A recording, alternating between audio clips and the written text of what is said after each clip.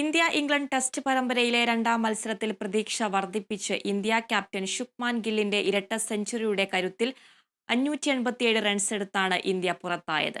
5 വിക്കറ്റിന് 211 എന്ന നിലയിൽ രണ്ടാം ദിനം ആരംഭിച്ച ഇന്ത്യയുടെ റൺ 500 കടത്തിയത് നായകൻ ശുഭ്മാൻ ഗില്ലിന്റെ പ്രകടനമാണ്.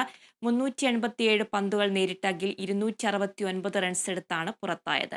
ടെസ്റ്റ് ക്രിക്കറ്റിൽ ഒരു ഇന്ത്യൻ ക്യാപ്റ്റന്റെ ഏറ്റവും ഉയർന്ന സ്കോറാണ് ബർമിംഗ്ഹാമിൽ ഗില്ല് സ്വന്തമാക്കിയത്. ഒന്നാം ഇന്നിംഗ്സ് ബാറ്റിംഗിനിറങ്ങിയ ഇംഗ്ലണ്ടാകട്ടെ രണ്ടാം ദിനം കളി അവസാനിക്കുമ്പോൾ 77 റൺസിന് 3 വിക്കറ്റ് എന്ന നിലയിലാണ്. പേസർ താരം ബ്രുമ ഇല്ലാതെയാണ് ടീം ഇറങ്ങിയതെങ്കിലും പകരക്കാരനായി എത്തിയ ആകാശ് ദീപ് സിംഗ് മികച്ച പ്രകടനമാണ് കാഴ്ചവെച്ചത്.